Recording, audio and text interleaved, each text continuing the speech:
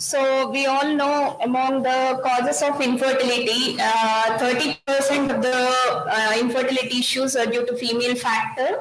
And so let us plan the female partner's infertility journey in a systematic manner with the help of good practice guidelines and evidence-based medicine. So we all know when to call a couple as infertile. Yes, when there is failure to achieve pregnancy after 12 months of regular unprotected sexual intercourse. So does this hold for all the couples? According to ASRL, so the evaluation has to be started, or the couple is said to be infertile after 12 months of sexual intercourse if the woman's age is less than 35 years.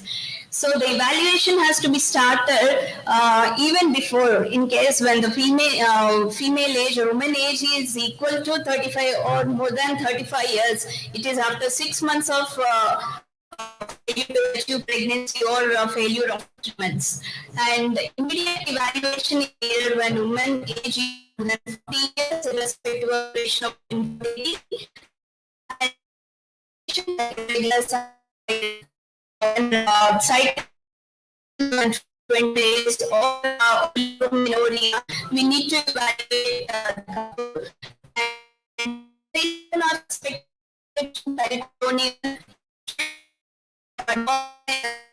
endometriosis,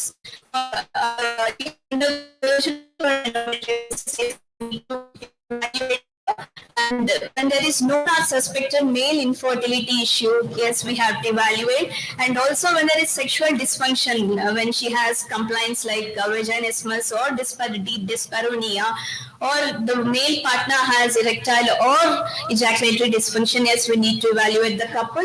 And when the partner has genetic causes which leads to diminished ovarian reserve, that is when the family has a ferment mutation that is running in the family, yes, we need to evaluate her. And any acquired conditions can lead to diminished ovarian reserve, like previous surgeries on the ovaries, or she has undergone surgery for ovarian endometriosis, or she has undergone any chemotherapy or radiotherapy for malignancy, yes, we need to evaluate. And when the couple has history of recurrent pregnancy loss, irrespective of duration of the infertility and age of the patient, yes, we need to evaluate. And if the female partner is a carrier of particular mutation, one needs to evaluate the other partner, whether he is also carrier for that particular mutation, we need to evaluate. And evaluation of both partners should begin at the same time. At least for the male partner, the history and semen analysis report should be there. And coming to evaluation part is the history. I mean, one need to identify the risk factors for infertility, whether she has any ovarian reserve or any uterine factors. One need to recognize from the history. So the fertility history, one need to ask about the whether she has undergone evaluation previously, whether she is carrying records. One need to thoroughly go through the records, whether the ovulation induction was done with a particular agent, whether gonadotropin was used, and whether ovulation has occurred or not, and the tubal factor has been evaluated or not. One need to go through all the things. And regarding the gynec history is menstrual history. One need to know whether her cycles are regular, and whether she has any dysmenorrhea with dyspareunia, which can point towards a particular pathology. And we need to ask her about the previous history of pelvic inflammatory disease, whether the patient has previous lower abdominal pain with leukorrhea and leukocytosis. Yes, one need to rule out because the PID can lead to tubal factor infertility. And regarding the obstetric history, yes, one need to ask about whether she has any miscarriage, whether it is biochemical or clinical miscarriage, because in case of RPL, we have a number of causes that need to rule out from the genetic, vascular thrombotic causes. So one need to thoroughly ask whether the clinical miscarriage has occurred after the appearance of cardiac activity. And the obstetric complication, yes, as we are preparing the couple for this pregnancy, so any prophylactic measures that can be taken in the early pregnancy to prevent those complications. And congenital birth defects, is there any syndrome or the recurrence in the subsequent pregnancy, we one need to evaluate. Yes, the medical history, yes, whether she has undergone any chemotherapy or radiotherapy, and the surgical history of any surgeries, endometriotic surgeries or surgeries done for twisted ovarian cyst, which can point us towards the chance of diminished ovarian reserve for the particular patient. And regarding the family history, certain of the autoimmune disorders which run in families or immune endocrinopathies one need to evaluate. And the birth defects and history of premature menopause, that is menopause less than 40 years in the mother or in the siblings, one need to know. And social history, regarding the social history, yes, with obesity, we know that disturbance in the endocrine system, which can lead to ovulatory dysfunction because of decreased lead secretion. There could be a short luteal phase, and because of inflammation associated with obesity, there is increased active options which affect the folliculogenesis. And in IVF, it is found that obesity is associated with higher and constellation cycle and also low cycle. Smoking have effect on fertility.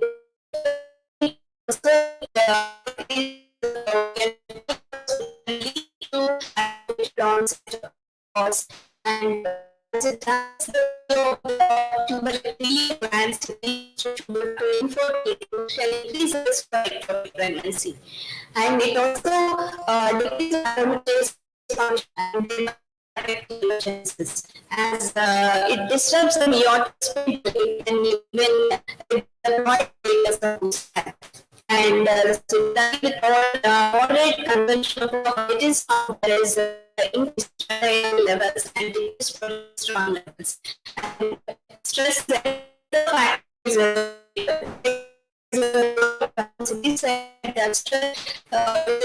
there is increased cortisol levels, which inhibits the release of GnRH released from hypothalamus. So one needs to general examination from head to toe and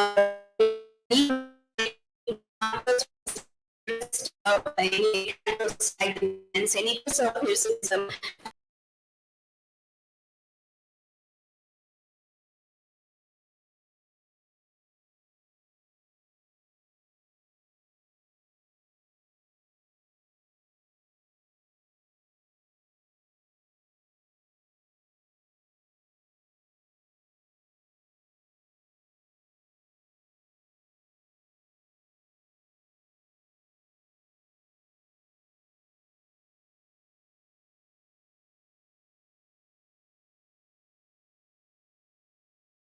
For a female partner, it needs documentation. So, the recommended test from the history, you can know if the cycles are regular, you can predict that 99% of the times they are ovulatory. And but 1 to 10% there may be chance of an ovulation, and also even though cycles are regular, features associated with the possibility of ovulation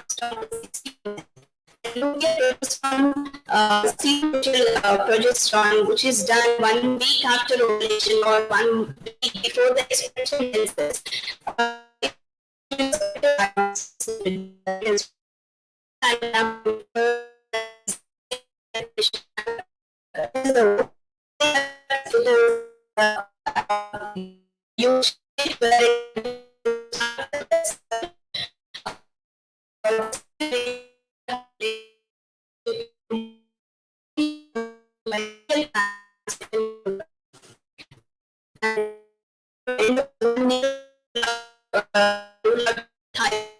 Doing these stimulating hormone estimation, and thyroid disorder lead to release and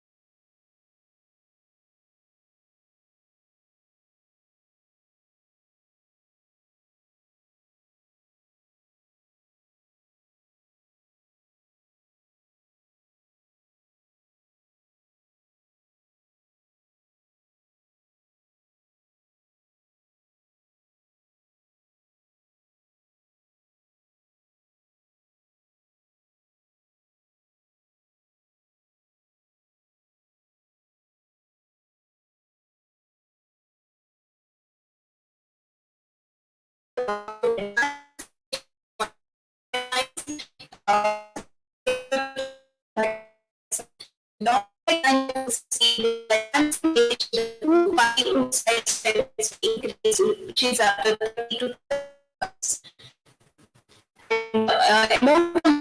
various markers, the image that is actually hormone and natural the sensitive and reliable markers of awareness according to ASRM and even ISHRE. And AMH, as we know that it is independent, can be estimated any cycle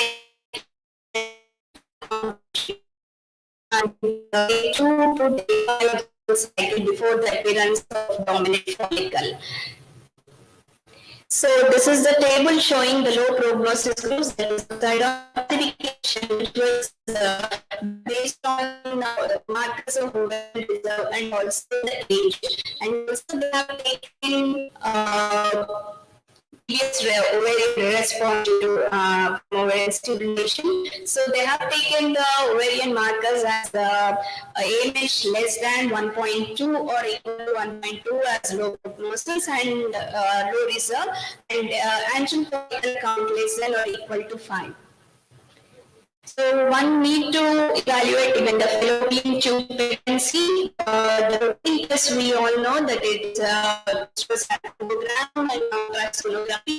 The clinical test has the prostate activity, the species, and the false positive results. Even though that is gold standard, but it's not only recommended only to test for tubal patency. And one need to evaluate any uterine lesions that can affect the fertility. Her fertility has to be ruled out, usually by transvaginal sonography, either it is 2D or 3D, and SIS and HSG, and hysteroscopy, which is the gold standard.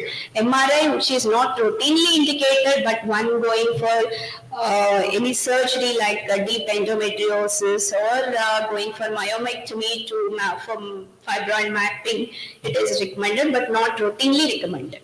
And these are the second of the tests which are not routinely ordered. Only in particular situations or clinical scenarios we go for all this testing. One is laparoscopy for unexplained infertility and DFI and postcoital testing, which are not routinely recommended, and thrombophilia testing and immunological testing, karyotyping are not done routinely. So, of all the causes, the anovulation or the ovulatory disorders, it contributes up to 25 to 40%, of which 70 to 85% are due to PCOS, and the other contributes to 15%. And the WHO has classified anovulation into 4 groups, and group 1 constitutes the hypogonadotropic anovulation, where it can be due to functional causes. One need to rule out the functional causes like excessive exercise or weight loss, or it can be due to drug induced due to anabolic steroids. So one need to rule out the functional causes, and then we need to rule out the tumors in hypothalamus or pituitary or congenital hypogonadotropic hypogonadism, that is called. So they need to treat the cause, and in case of congenital hypogonadotropic hypogonadism, that is in Kalman syndrome, the ovulation induction is usually induced by gonadotropins. And in this particular congenital syndrome, Kalman syndrome, even the puberty should be, induction of puberty should also be done. Usually the GnRH pump that is available or gonadotropins are used. Coming to the group 3, it is ovarian failure, whether it can be due to genetic causes or it can be due to acquired causes. And in case of premature ovarian insufficiency, in 5% of the cases, you can see the follicular activity. In such cases, we can go for IVF, but prognosis should be explained. And if there is no follicular activity, the donor, one should opt the couple for donor oocyte. So the group 4, they categorized into hyperprolactinemia. So whether it is drug induced or due to the secondary to hypothyroidism, one need to rule out.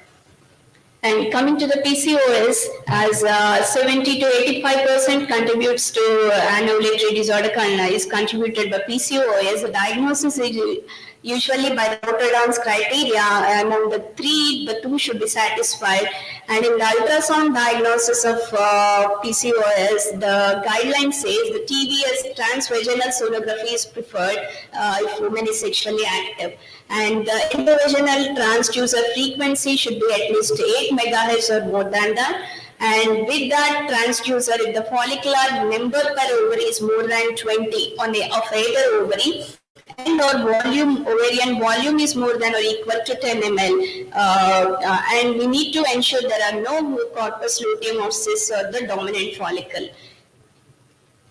So when there is anovulation due to PCOS and patient wants to conceive, yes, the lifestyle intervention has to be suggested, and the first choice being the oral agents, that letrozole, and CC can also be given.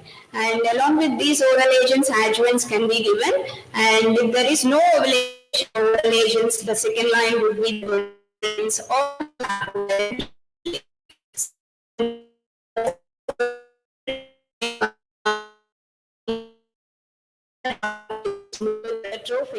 or the patient has to frequently visit the clinic. So the patient compliance, we are opting for gonadotropins or offering gonadotropins. So if the patient compliance is poor or less, one can go for lap ovarian drilling as a second line of treatment. So and if there is no ovulation with the second line, then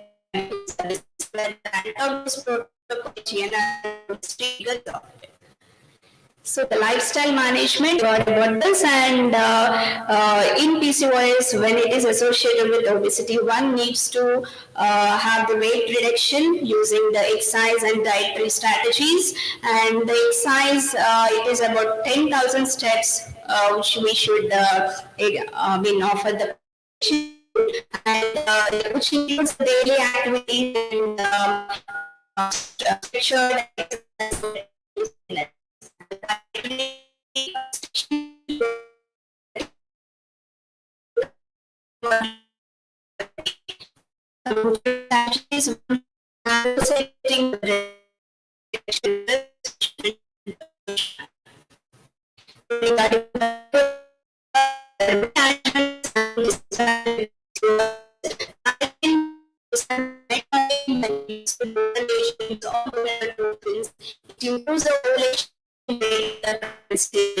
And it is used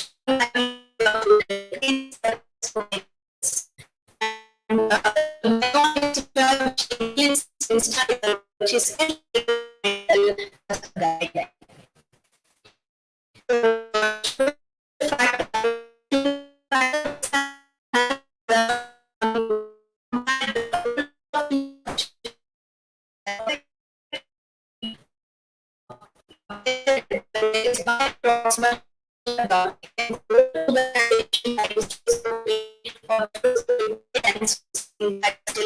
system, and there is in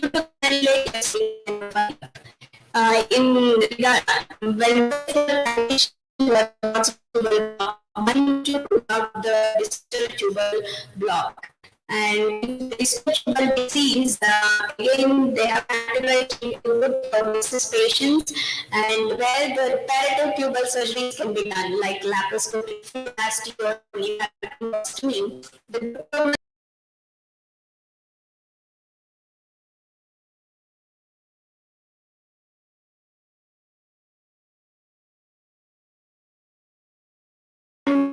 all hydrostatic is present, it will less than 3 centimeters, and the factor should also be ruled out. In such cases, the reparative tubal surgeries can be done, but the recurrence of reocclusion has to be extreme, and the chance of risk of ectopic pregnancy is also increased. So one need to go for early surveillance when these tubal surgeries are done with the pregnancy test is positive.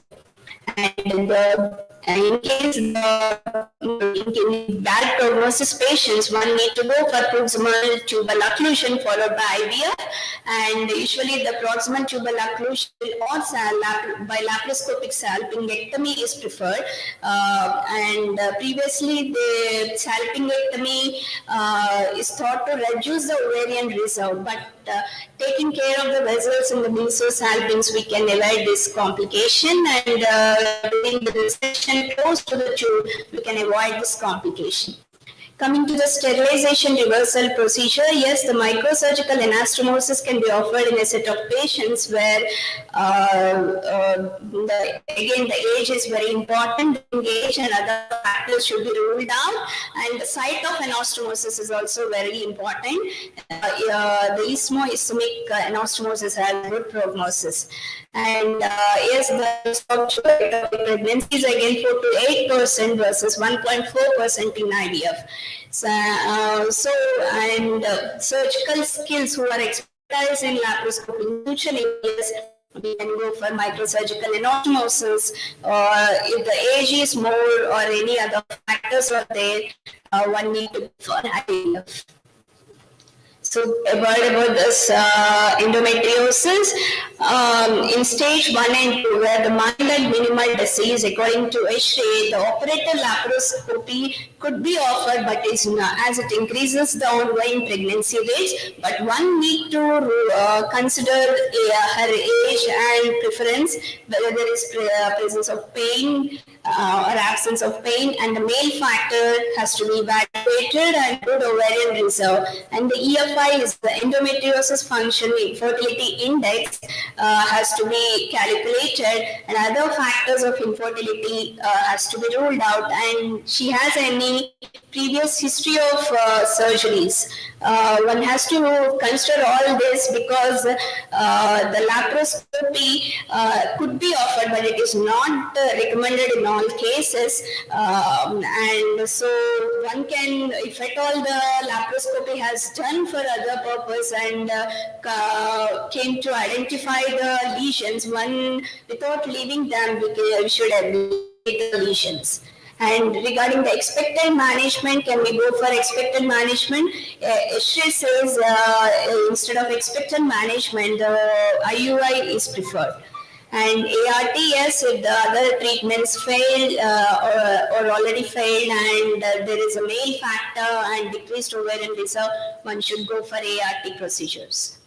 Regarding stage 3 and 4, yes, the operator laparoscopy is not recommended as it does not improve the reproductive outcomes. But if the patient has pain, in such cases it is recommended, but for infertility alone it is not recommended. And with the IUI, the Eshrey says the value is uncertain whether it improves the fertility rates. So usually in stage 3 and 4, ART is considered. So regarding fertility preservation, usually fertility preservation is offered those who are going for chemotherapy or radiotherapy for malignancy. But in case of endometriosis, when there is extensive bilateral ovarian endometriosis, extensive disease, we have to offer them fertility preservation. And when there is a risk for multiple surgeries, we need to consider the fertility preservation. So the fertility preservation, it can be in the form of oocyte or embryo cryopreservation. If it is not possible, ovarian tissue cryopreservation also can be done. So the counseling, which is very important in the fertility when we are offering the fertility treatments or dealing with infertile couple, and it is the professional assistance that we give to the couple so that they come out of their problem and take their own decision regarding the fertility treatments. So regarding the counseling, one need to give before, during and after treatment, and so the patient-centered care, which includes the information gathering in previous history and analyzing and coming to the diagnosis, and the couple needs to take the decision, and support counseling is needed because most of the times the couple, they avoid friends and we are only the support system for them. So, and crisis counseling, yes, it is needed when there is IVF failure or any miscarriage, one need to give the counseling. And when the patient is in severe depression, one need to refer her to the psychotherapist. So what are the take-home points? Yes, the female partner evaluation should be started depending on the age, duration of infertility, and any previous disease or surgeries. And the evaluation of both partners should begin at the same time, and one need to evaluate tubal patency, documentation of ovulation, ovarian reserve assessment, and need to rule out uterine and endocrine factors. And infertility treatment options, they depend on woman's age, duration of infertility, and the male factor, and the extent of disease and previous fertility treatments. So that's all my talk. Thank you very much. Thank you for your patient listening. Thank you, Dr. Deepika. If someone has questions, probably you can ask her now, or probably we'll park it later.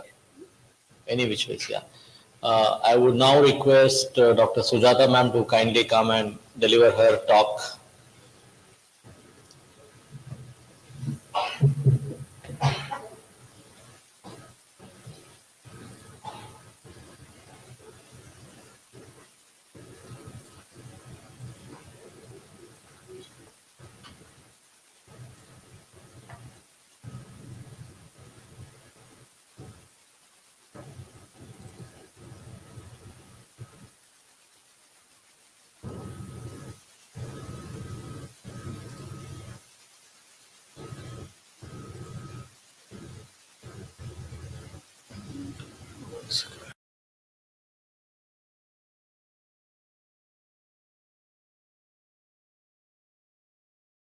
Has a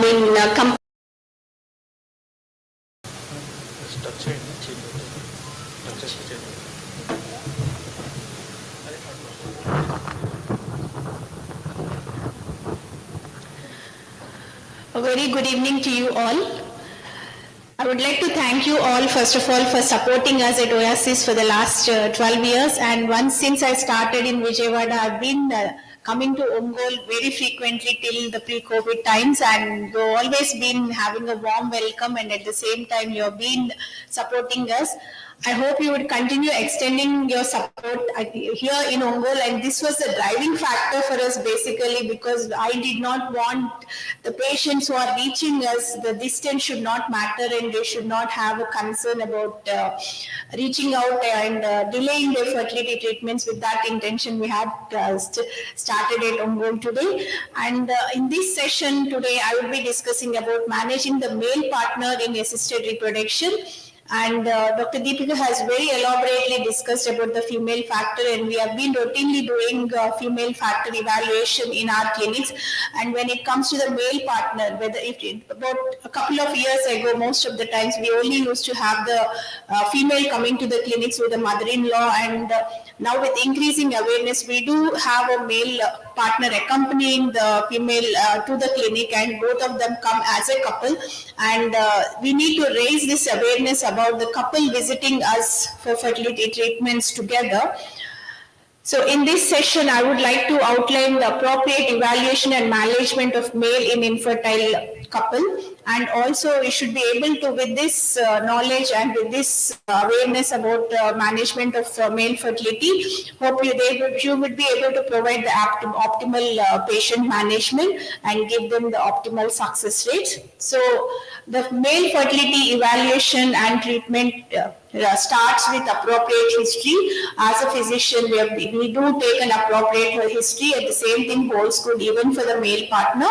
And after the history, we need to look at, in this session, I will be discussing about what are the things we need to look in history, in examination, when to offer the diagnostic treatments and where are the diagnostic modalities applicable, role of semen analysis, what we need to look into it, what are the various medical therapies that can be offered, role of how do we need to counsel if they have to go for surgical procedures, and role of ICSI and IVF in this couple.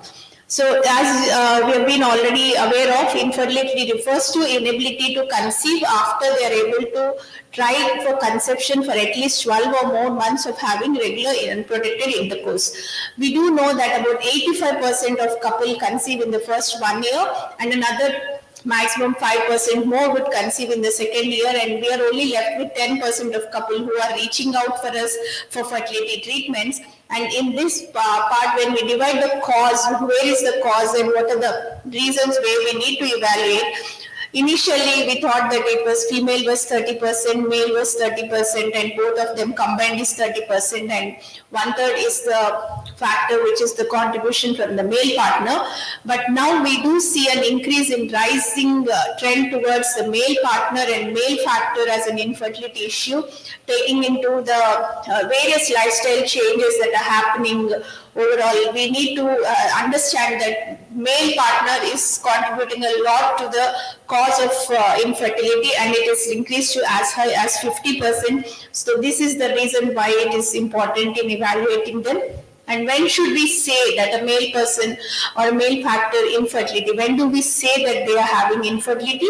Is it because when there is a low sperm production, abnormal sperm functions, abnormal sperm motility and morphology? So when you notice these on a semen analysis, that gives us an idea that they are going to have a male factor infertility. But did we know that the causes of infertility can be further divided into those which are identifiable and reversible? So where you can identify the cause and you can reverse the cause so that they can improve their sperm count and they can have a chance of having a pregnancy, in such as, for examples, in terms of ductal obstruction, or in terms of obstructive azoospermia, where there is an infection which is blocking the ejaculatory duct, and where you can reverse it in terms of offering them with ART treatments.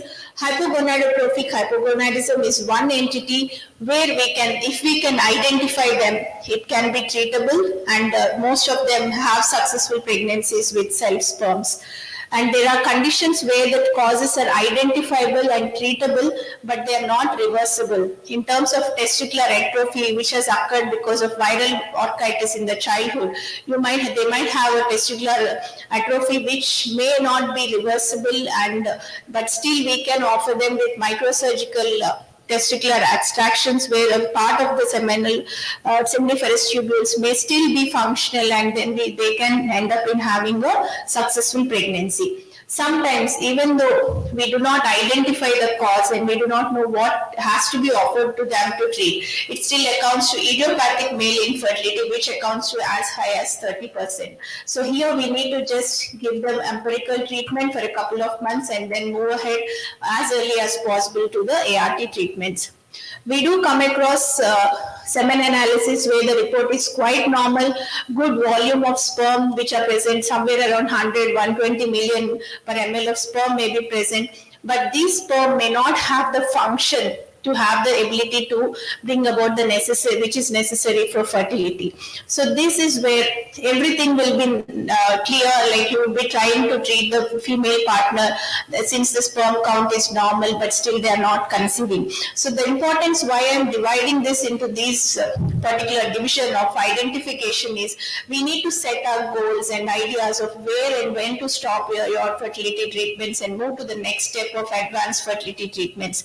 Male infertility fertility is one scenario where the results are very good and the success rates are very high. And if you go for advanced fertility treatments and ART, they do have a successful outcome. However, we need to start with the less invasive treatments like offering them medical therapy, then a couple of months and then move forward. And it should not be like years and years of treatment with empirical and medical management. Even in an azoospermic patient, excuse me, azoospermic patients where the count is 0, repeated semen analysis is showing that there are no sperms which are seen. They do have some amount of sperm which is being produced in the testes, and they do benefit with ARTs and surgical sperm retrieval, and there is some amount of active sperm which is produced. So we need to always look at offering them with a surgical sperm retrieval before terming them as azoospermia. Also, we need to identify the conditions. Most of the times, when we are looking at evaluation of the male partner, we are looking at a semen analysis. We know that the semen analysis is abnormal. Why is it abnormal? When you are able to identify the cause. Sometimes even you do not identify the cause, but the count is less, low sperm, low motility, abnormal morphology. It should give us an idea that there is an overall health issue which can also be a matter. These abnormal sperm counts can end up, they may have obesity, they may have diabetes, they may have hypertension, which may result in long-term complications and side effects to the patient itself. Sometimes when you are looking at a semen analysis, we may also be looking at some conditions of genetic predispositions where it may be affecting the offspring as well. Sometimes in terms of where you have the CFTRA gene mutations, where there is an absence of VAS, it can run in the next generations if we continue them with an ART treatment. So genetic abnormalities, lifestyle and age factors that may affect the health of the male patient and offspring have to be looked into and always counseled before we are offering them the ART treatment and giving them a pregnancy. So with this overview, let us look into what evidence says in terms of what are the guidelines say in terms of practicing our male fertility management. So whenever we are doing an initial infertility evaluation, it is a must that we encourage that both the partners come together and have a concurrent assessment as highlighted by Dr. Deepika as well in her talk. So the initial evaluation of the male partner should include a reproductive history in terms of any previous pregnancies. If this is a second marriage, any pregnancies in the first marriage, any problems with sexual difficulties, intercourse difficulties, ejaculatory dysfunctions, premature ejaculation, all these loss of libido, everything in detail has to be looked into.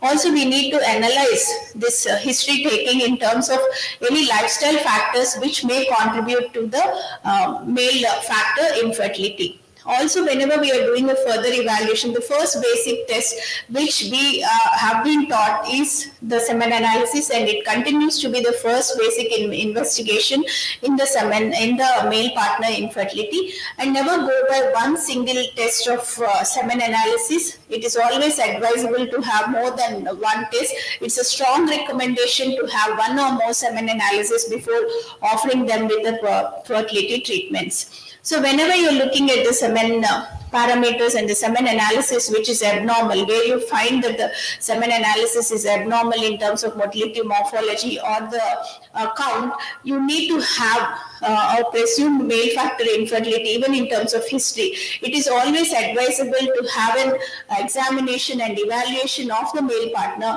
with a male reproductive expert and have a complete examination of the patient, where we need to look at the physical examination and the reproductive examination, look for the testicular size and the descent of the testes, any varicocele, any infections have to be looked into.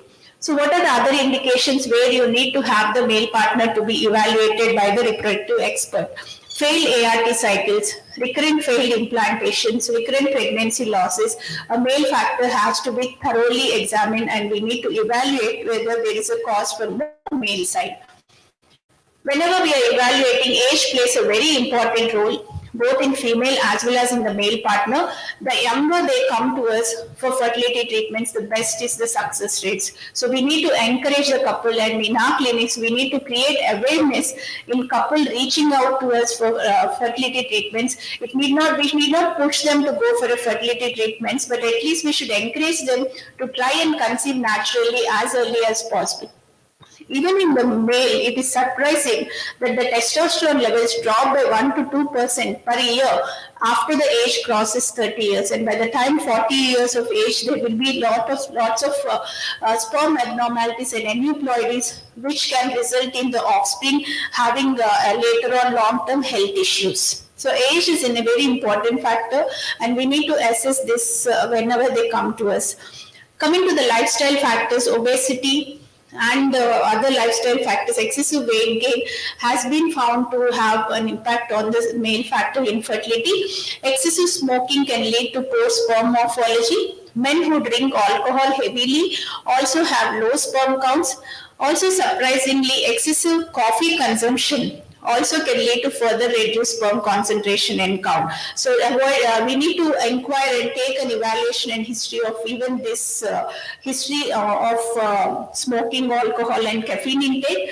Excessive intake of red meat also has low implantation and can result in reduced pregnancy rates. Not getting enough vitamin B and vitamin B12 also have an impact on the male fertility, with more and more of indoor work from home and staying at home, not going out into the sunlight.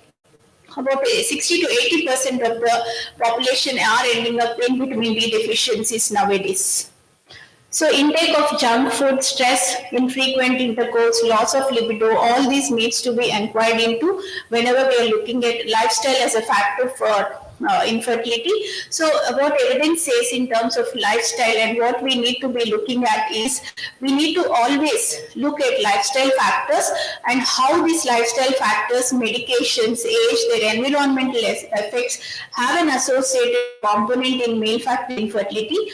80% of the correction from the male side in changes in lifestyle factors and 20% contribution from us as clinicians can improve the chances of their success rate. Clinicians should also counsel that abnormal semen parameters are associated with abnormal health. They're not in a healthy lifestyle, so they may have long-term risks associated with these abnormal sperm production.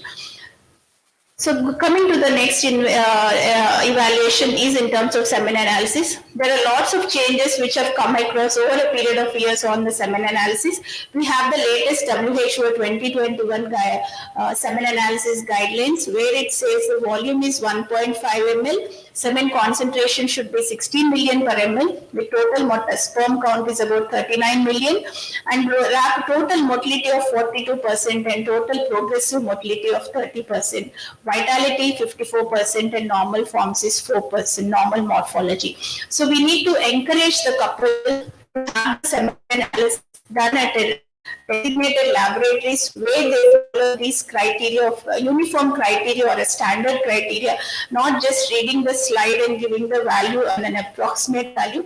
At least a minimum of 200 sperms have to be looked into, and the count of 200 sperms is required to go and to get an adequate analysis. When we look at analysis, what the results say or evidence says that there is a greatest significance of a semen analysis being abnormal if you find multiple abnormalities, like if there is an oligospermia and a teratozoospermia, there is definitely a problem with the overall health of the person, which is affecting the sperm count. So this needs to be looked into.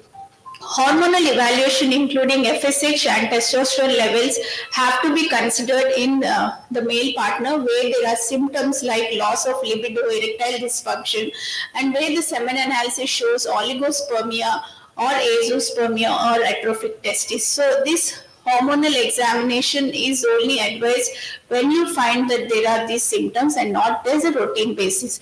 Whenever there is a hormonal evidence of hormonal abnormality on evaluation, also we need to further look at these testosterone levels.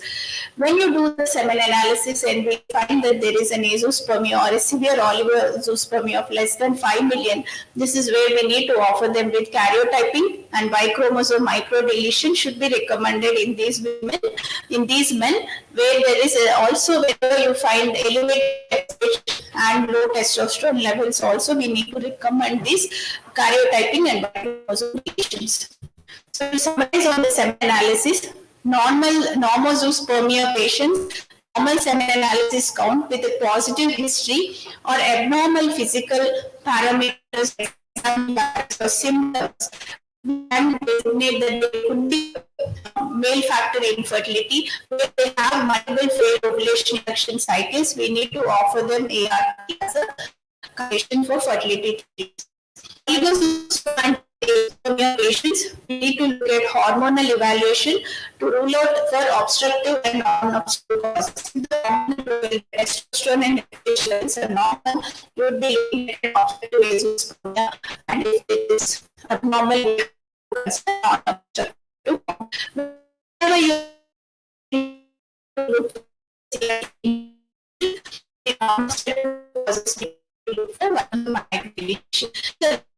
because these obstructive parameters in the semen analysis, we can retrieve surgical sperm retrieval and microdeletion. However, if there is a Y chromosome microdeletion, we need to expect prognosis that the offspring may continue to be azoospermic and they may transmit if it is a offspring. So what is the role of sperm DNA? Sperm DNA plays a very important role in placental formation, and also placental health is crucial for the fetal survival. Why is it important in terms of sperm? As a DNA, all the cells have DNA in our body. So if you look at this picture where you see the somatic cell DNA and comparison with the sperm cell DNA, majority of the sperm is DNA. Because of formation of free radicals, environmental exposure, smoking, toxins, etc., this damage is more evident on the spermatozoa than on the somatic cells. So the first cells to get spermatozoa, these radicals keep on attacking these cells, the sperm, and cause damage to the DNA. So we need to have a balance between these reactive oxidative species. So that is where antioxidants in supplements and diet come into place. So in normal physiological conditions, the sperm produces a very low level of free radicals to fight against just the microorganisms.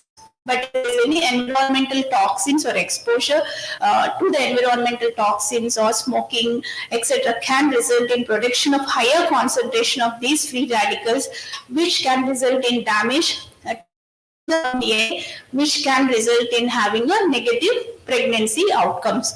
So the role of antioxidants will be in fighting and fighting with these free radicals.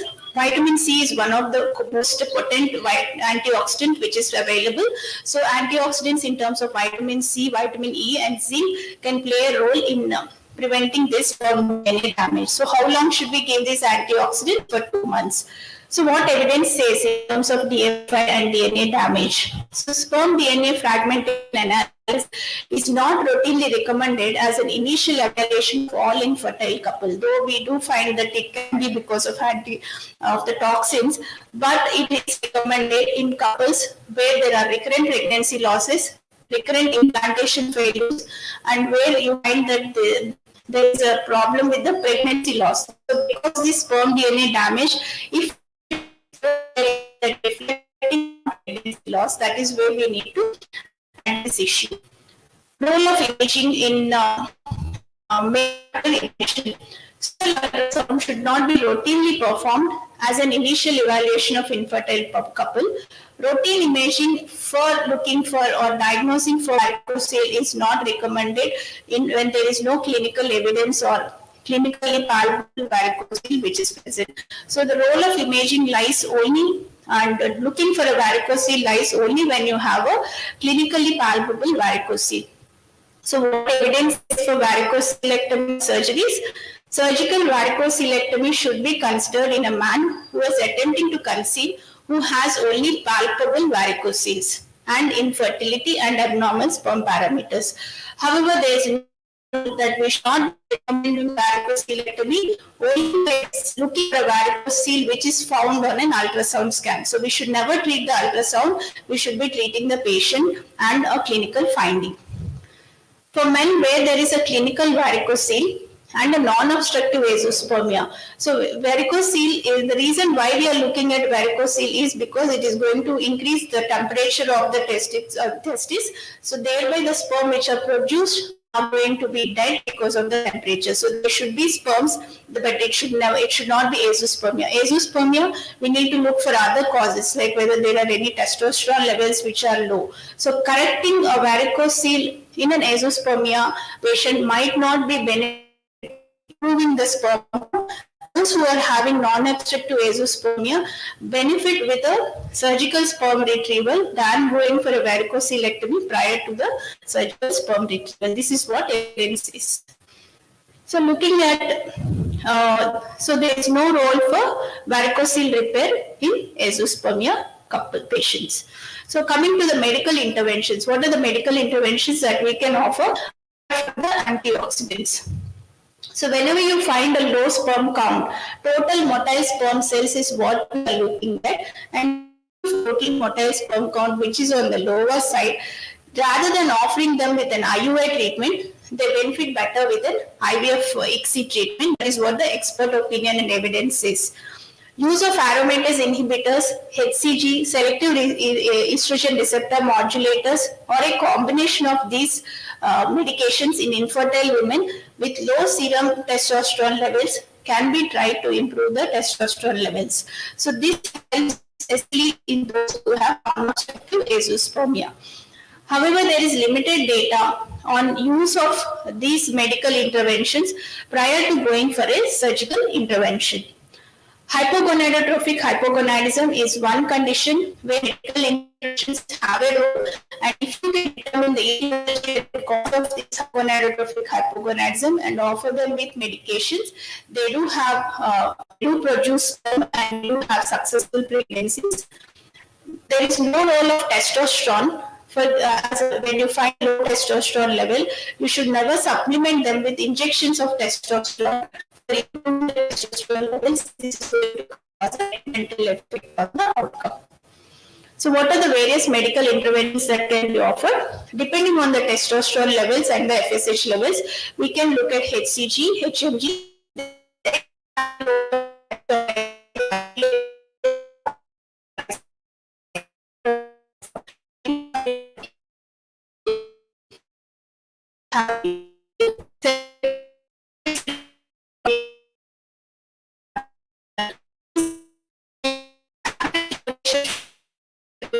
and online can come for 3 to 24 months depending on the monitoring that's needed. Those undergoing these medical interventions need very close monitoring of the hormonal profile. Otherwise, you may be suppressing the testosterone. Long durations, we do come across patients who will be using durations of hormone citrate. There will be an improvement in the count. We shouldn't be looking at the count has improved, so let me continue for some more days. Where the counts have increased, try to retrieve those sperms, see that they conceive as early as possible and complete their fertility journey within 3 months. So coming to surgical sperm retrieval, which is testicular sperm aspiration, which is indicated in azoospermia, obstructive or non-obstructive, and those patients where there is failure to ejaculate during an IUI or an IVF cycle. Total asthenonecrosospermia is where they do benefit with TISA, and failed IVF cycles and recurrent implantation failures with the raised DFI benefit testicular sperm aspiration. So this is a surgical procedure where we retrieve the sperms directly from the seminiferous tubules under anesthesia, and these sperms are processed in the laboratory, and we can use these sperms only for a procedure. There are other interventions which are being looked at to reduce the sperm DNA fragmentation in terms of magnetic activated cell sorting system, where we are looking at the damaged sperm. So where the sperm DNA is damaged, these sperms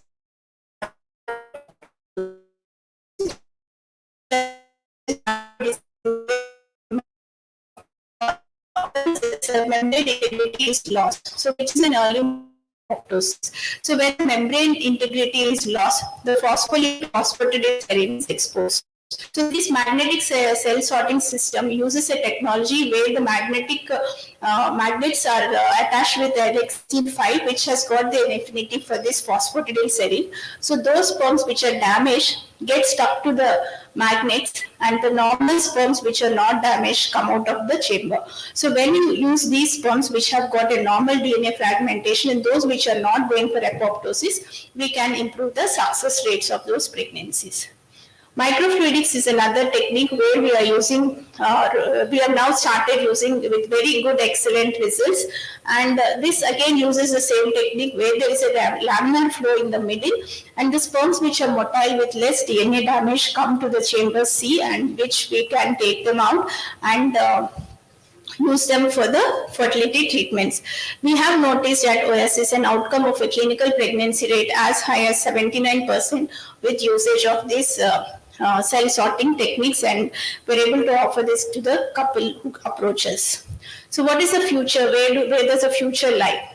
We do know that the gene cards list of more than 3,600 gene defects are associated with human male infertility, and another 3,200 plus genes are associated with genitourinary birth defects causing abnormal male reproductive development and function. So these many genes, 3,200 and 3,600, are implicated as a cause of male factor infertility. So this is where now we are having a new research techniques in terms of next generation sequencing and whole exome sequencing, which are able to identify any micro deletions or loss of these genes which could be attributable to the male factor infertility. So this is where the future lies, and the potential impact of these genetic findings would help us in explaining the couple who have these sperm factor abnormalities. Most of the times they tell us, my count is normal, only motility. Why is it that my motility is low? Even though I don't drink, I don't smoke, I don't have habits, I don't have stress. So we don't have an answer. This is the answer for that question, where the genes are implicated, which are getting lost during the process of progeny development. So sometimes there would be genes which are lost in areas where they can result in estenozoospermia with multiple abnormalities in the sperm fasciola and primary ciliary dysfunction. So how much ever you try to have them go for an IUI or a natural conception, they may not be successful. However, we can offer them a good success with an ICSI treatment. So this is the reason why I again further emphasize in the end that their fertility journey should not prolong more than 3 cycles of IUI. If they're not conceived, offer them another 2 to 3 cycles and then let them move to the advanced fertility treatments like IVF and ICSI. So today the knowledge is this knowledge of genetic genes. I would hope that you would be using to counsel your patients on how successful the ART treatments lie and not why all patients are successful. So we also can look at advanced fertility treatments in terms of PGTA, genetic testing, and also the future looks promising in terms of improving the health and fertility through precision medicine application and application of these advanced technologies in cell sorting and in pre-genetic testing of embryos. So to summarize, whenever you're looking at evidence in evaluation of the male factor, you need to have a basic evaluation. The first test, semen analysis. If they find any abnormalities in the semen analysis, go for a physical examination with an reproductive expert and look for multiple abnormal parameters which is alarming, and antioxidants for 2 months. Good option of medical therapy in terms of normozoospermia, which is idiopathic, or oligozoospermia with low testosterone levels. There is no role for testosterone therapy. ART ICSI is better than IUI when there are low total motile sperm count. Surgical sperm retrieval is good and advancements reducing in terms of cell sorting techniques and microfluidics do help us in offering them the best success. Male fertility is one thing which is we are able to get the highest and the best success rates. So only thing is we need to identify them. Let's not think that male partner evaluation is not in our armamentarium, do treat the couple as a whole, and then if you just are able to take the main factor, you're going to get them 70% success rate. Thank you very much for your time, though it is late. Thank you very much for staying back. We have the next talk with an interesting talk from Dr. Krishna over here. Thank you. Thank you so much, Sujatha ma'am. I think we'll park the questions in the end. I think that would be better. I would request Dr. Krishna to kindly come over.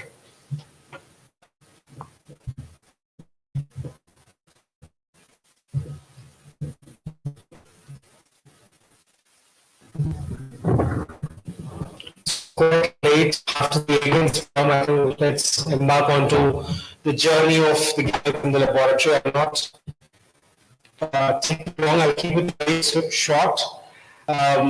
Most of you gathered here are clinicians, but I think it's very essential and important that we have a thorough knowledge and insight as to what's happening in the laboratory.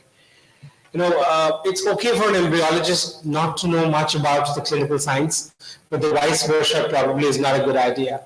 So there we come. It's just a little overview of what the lab is up to.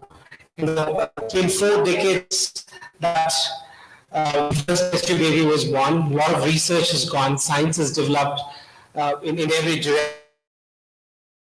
Where are we today in 2022? A quick glimpse what are the recent advances that's happened in the laboratory. There was a point where we thought all of this was a fiction. We thought this shouldn't be done, this is not possible. But I think in 2022, evidence says all of that is possible, and we're proud to say that we have kind of gotten a lot of these advancements to every doorstep. I think gone are those days where we thought that advanced treatments have been a cup of tea of the Western world itself. I don't think that's true. The technology is available for all of us. The technical know-how is there, and I think there's a technical snap. We are finding it difficult to download the PDF. Sorry, but I think let's quickly, while Dinesh is helping us download the whole PPT, Dr. Deepika and Dr. Sujatha did take us through a bit of the female and male side. So, what's new? Where have we gone next with the female side? I think what's recent, what's been tried is fertility preservation. Dr. Deepika did give us a brief mention of that. Oasis, just not this year, for the last 12 years, has been offering fertility preservation. So we've been doing oocytes, sperms, embryos, cryopreservation for these patients who've been diagnosed with either malignancy or some medical condition which can put the ovary or testis at a risk. So fertility preservation is an option. And we've been helping a lot of individuals and couples who've been wanting to complete their dream of childhood. And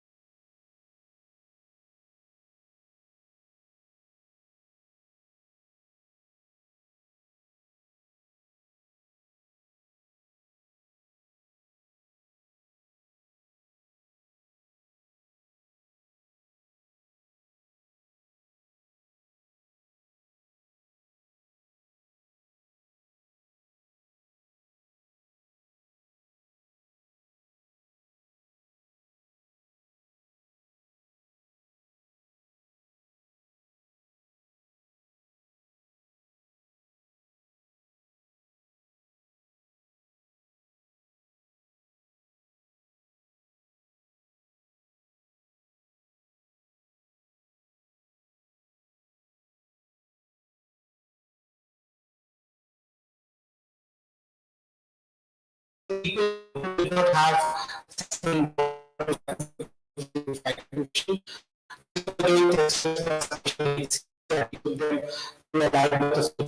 which was so all these testicular sperm normal? Should we be using it? Would there be lesser success? Would the child have some issues? And we did look at that. We compared the ejaculated sperm and testicular sperm ICSI cycles, and we did see that our outcomes were all comparable between ejaculated and testicular sperm. And we also looked at the neonatal and perinatal outcomes to see if there were some maternal complications or fetal complications. And again, our 10 years data was very reassuring to tell us that testicular sperm do offer a success rate which is on par with ejaculated sperm, and it is quite safe. So that's a quick general slide to take you all through with a little information. There's been that little myth that IVF conceived children will be normal. I think that's a question that even we are concerned about, but that's the facts and figures that you could quote with all your couples who come in for treatments. I think in IVF conceptions, the incidence of congenital anomalies is 9%, but in natural pregnancies, it is 6.6%. Statistically, that's no different. So the misconception that we have carried over the years that IVF conceived children come with high incidence of anomalies is no longer true, and that's the facts and figures would say that they're equally healthy compared to a natural conception. So this, again, another thing, the routine practice that we all have done in the past, even as a med student, I have seen is when there's agiospermia, we send them to urologists, we do biopsies, we send for histopathology. If the histopathology comes back as normal spermatogenesis, we then send them back to the IVF centers where a repeat biopsy is needed. With cryopreservation developing so much, I don't think there's a need to do two biopsies. That when you send them to a urologist, it's good to check if there's a facility to freeze the sperm, or inform one of the IVF centers where an embryologist should come and pick the tissue up. Don't put it in formalin, put it in some HEPase-based buffer media. They can shift it to their IVF centers, tease it. If there's sperm, they can freeze it.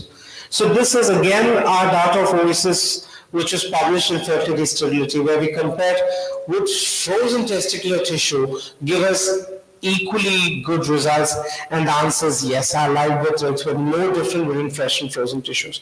So doing a testicular biopsy TISA for azoospermia, not looking at freezing them as a backup, I don't think we're justifying patients' time with us. We're not giving them the best treatment possible. Microfluidics and MAX, I think, again, published in Fertility Sterility, where we've shown that our clinical pregnancies and live births have been phenomenally good when we've used these things. So the last thing is about the laboratory. I'm going to end it up in the next 5 minutes. I think there's so much that's improved in the last 4 decades. Our understanding of what the embryo needs in the in vitro condition has phenomenally improved. I think the success rates in way back 1978 was probably around 6%. We've reached a point where 60 to 70% take-home baby rates can be assured to the couples. But will everybody need everything? Probably the answer is no. You've got to be individualizing patients and offering them, but there's so much that's improved. About the air quality, I think it is so important in at least a country like India, where even towns like Ongole, I think the air pollution is going up, and you have to be creating an environment that is conducive for the embryos to go in the laboratory. So just taking a room and taking an egg and sperm and putting in the incubator might not give you the best results. And this is where statistics and auditing your program really matters a lot. And air quality, there's so many papers which have spoken about the importance of air quality. If your air quality is going down, your pregnancies, your miscarriages are going to go up. Your pregnancy rates are going to come down. And there's this wonderful paper published by AIMS in Delhi, when it's the December-January month, where we all know that smog is a problem that India is facing in the capital city. And there's publication from AIMS which says that the pregnancy rates drastically fall down by 40% in those 2 months again, coming back to the normalcy. So, like, sometimes we have this myth of stopping cycles in summer.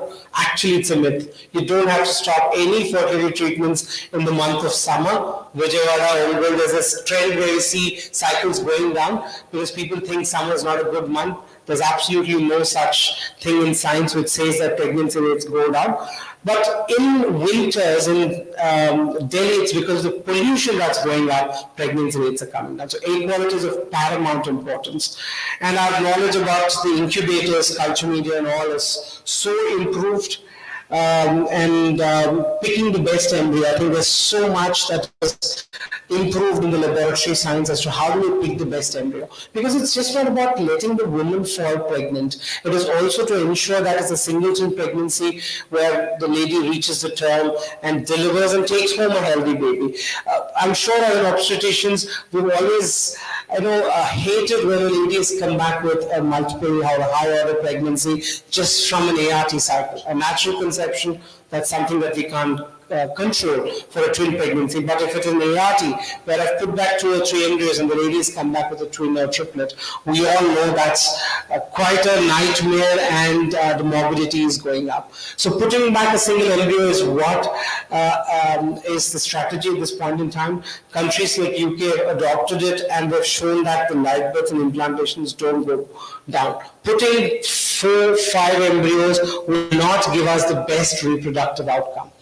You just have to pick the best embryo, and there's so much of science that has come up in the recent times. Growing them to blastocysts itself is a self way of where the embryo says, I'm the best, pick me up. The incubators now come with a time-lapse system where you actually can sit at home and work.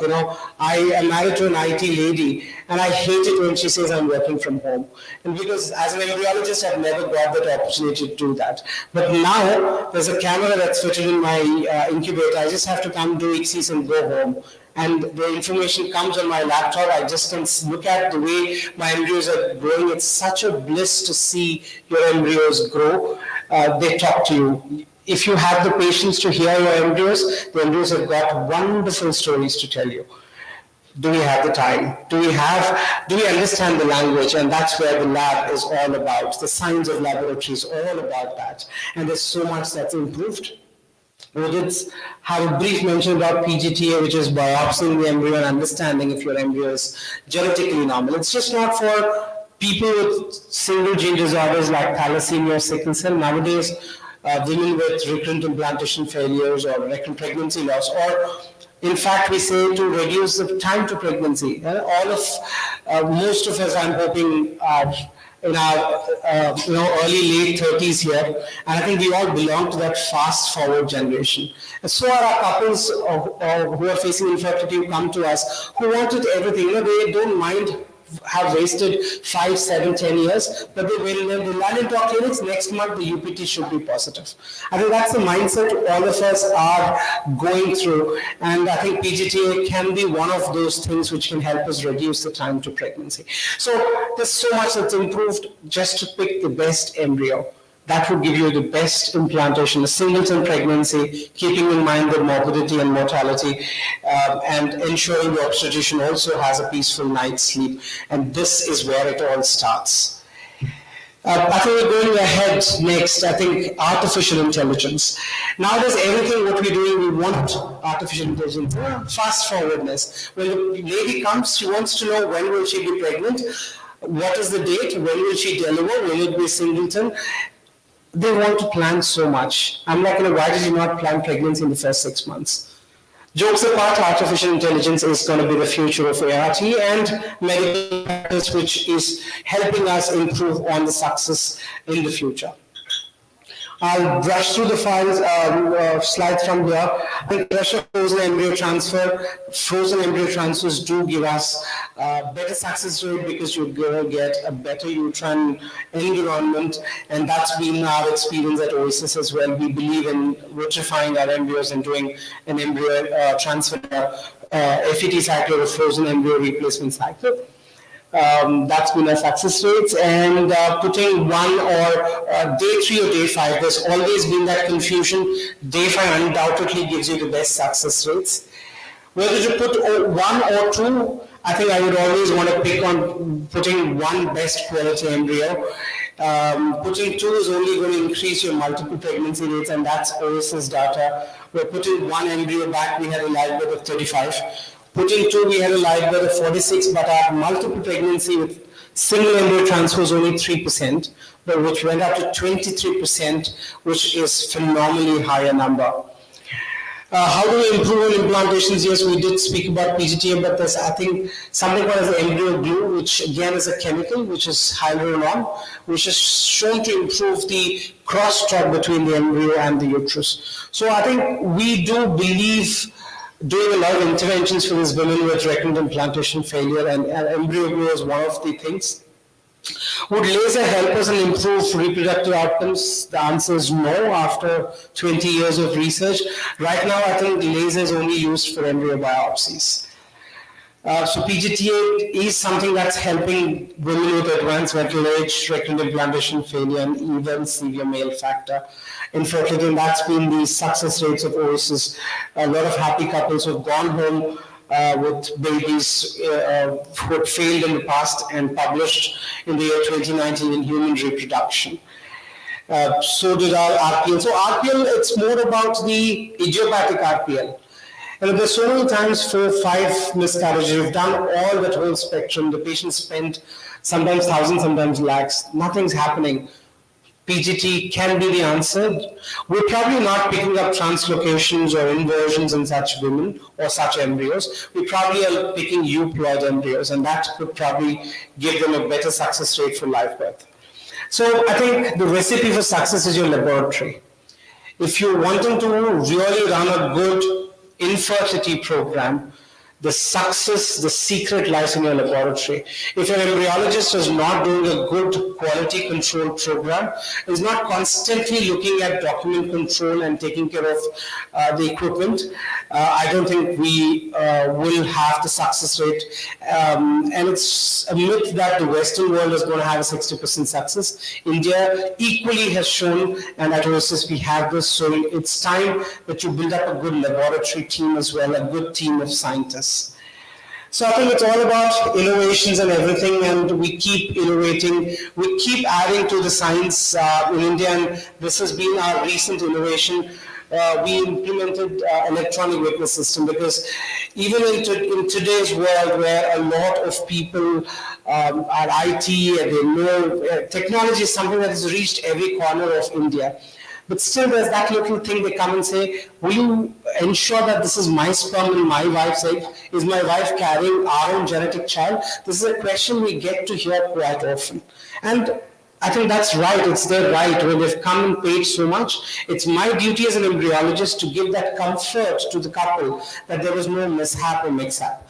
And electron witnessing system was something that we thought should be one idea where every step is electronically witnessed, stored, and in this treatment cycle, we give that summary to the patient where the patient feels absolutely confident that there was no mix-up that happened. So with that, I'll stop the session. That is what it's just a glimpse as to what the lab has emerged, and this whole success journey what we're talking about. I won't say it's not what we're doing with the man and the woman. Yes, that's the starting stage.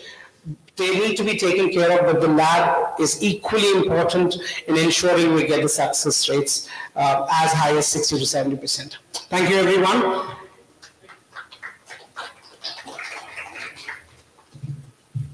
But yeah, while we are having dinner, I think me and Dr. Sujatha and Dr. Deepika here, if there's any questions or anything that you people want, we'll absolutely be happy.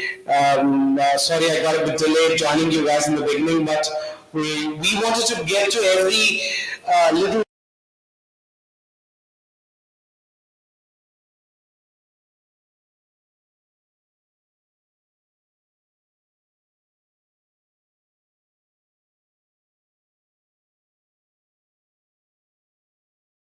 and ensuring that people get treated in their comfort zones. And here we are in the city of Ongole, bringing the best of the fertility treatments. I'm hoping the message will be passed across loud to every needy couple.